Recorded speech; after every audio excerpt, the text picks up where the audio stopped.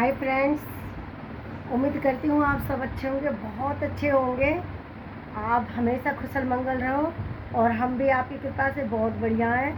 तो फ्रेंड्स, आज 14 अगस्त थी और आज हम रविवार था। आज हम गए थे अपने अम्बेडकर भवन और वहाँ पे जाके हमने साधना की और साधना के बाद में भंते जी ने हमें एक कहानी सुनाई। वो कहानी आज मैं आपको सुनाना चाहती हूँ। एक बार क्या था कि एक राजा था। उसने उसने सोचा कि मैं ना अपने राग, दोष, चिंता, दुख, इन सब से मुझे मुक्ति चाहिए। इसके लिए चाहे मुझे जो कुछ भी करना पड़े मैं करूँगा।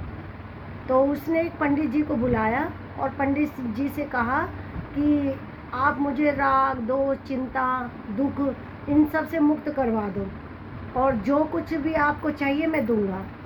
पंडित जी ने कहा कि आपको 1 साल का टाइम देना पड़ेगा और मैं आपको मुक्त करवा दूंगा।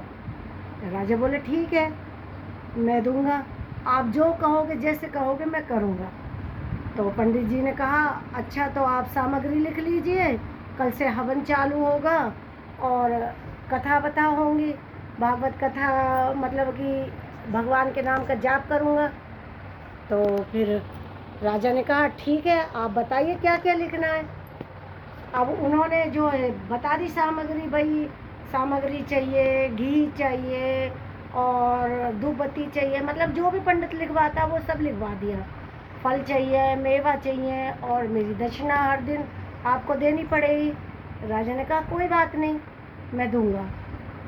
तो पंडित जी रोज़ सुबह आते अपने पोती पत्राना लेके निया और उसके वहाँ पे हवन करते और मंत्र वंत्र का जाप करते और मतलब कि भगवान का नाम लेते और राजा से कहते कि आप ऐसे करो, ऐसे करो, और अंत में अपना थैला खाली लेके आते थे और उसे भर के और अपने घर को ले जाते और मोटी मोटी दक्षिणा मिलती।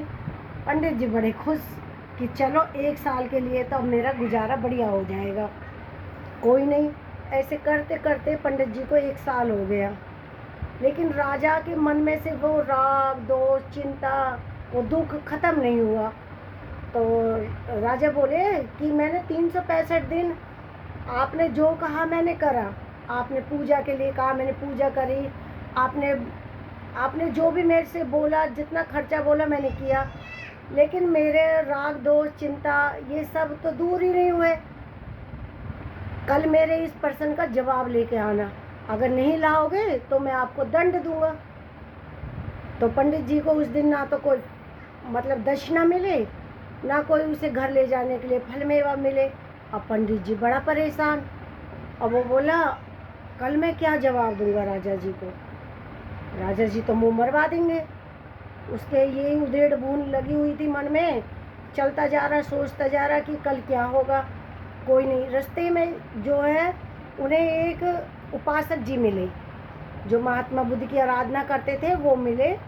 तो उन्होंने पूछा कि क्या हुआ पंडित जी, आप इतने परेशान क्यों हो, कि मैं क्या बताऊं आपको। उसने फिर नहीं नहीं, आप बताओ क्या परेशानी है। उसने उपासक को सारी बात बता दी। उसने कहा कि आप डरो मत, कल ना आप मुझे लेके जाना और जब राजा आपसे कहे ना कि मेरे सवाल का जवाब दो, तो आप उससे बोल देना कि ये छोटे मोटे सवालों का जवाब तो मेरे चेला दे देते हैं।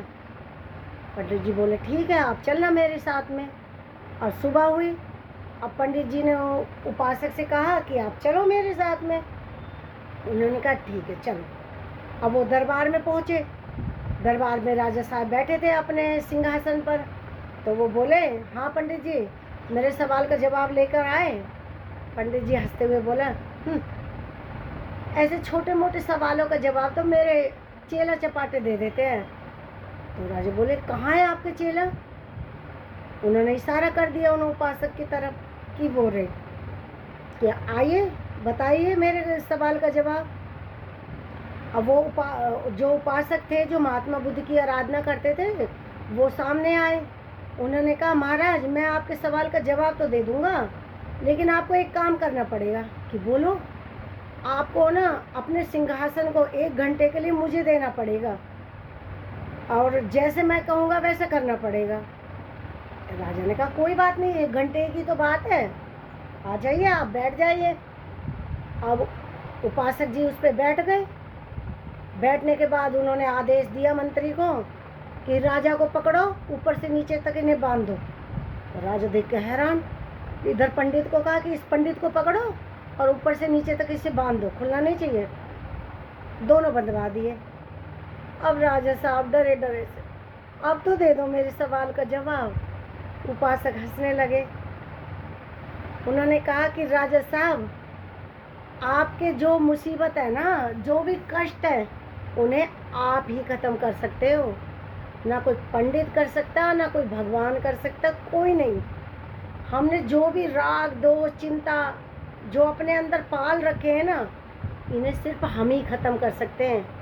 किसी के मंत्र जाप करने से या पत्थरों के आगे हाथ जोड़ने से कुछ नहीं होता। ये सच पूछो तो असली भगवान आप खुद हो, कोई और भगवान धरती पे नहीं है, इस बात को समझ जाओ। और फ्रेंड्स, मैं आपसे भी यही कहती हूँ कि आप ये सोच के मत चलो कि मैं उसकी पूजा करूँगा वो मेरे दुखों को काट देगा, या मैं उसकी आराधना करूँगा वो मेरे कष्टों को हट लेगा। नहीं, ऐसा कुछ नहीं है। आप आजमा के देख लेना, आपको ही अपने दुखों का रास्ता निकालना पड़ेगा, और आपके सिवा आपके दुखों को कोई ख़त्म करने वाला भी नहीं है। इसीलिए महात्मा बुद्ध कहते हैं कि अपना दीपक खुद बनो, किसी दूसरे के आसर तुम मत रहो। हम क्या करते हैं, कोई पाप कर दिया, कोई बुरा काम कर दिया, चलो एक दिन व्रत रह लेंगे या मंत्र जाप कर देंगे, पाप खत्म। नहीं, ऐसा कुछ नहीं होता। जो हम करते हैं ना, हमें यही मिलता है। तो फ्रेंड्स, आपको मेरी कहानी अच्छी लगी होगी, और मिलती हूँ अगली वीडियो में। तब तक आप खुश रहिए, सुखी रहिए, मंगलमय हो। Thank you, bye bye friends.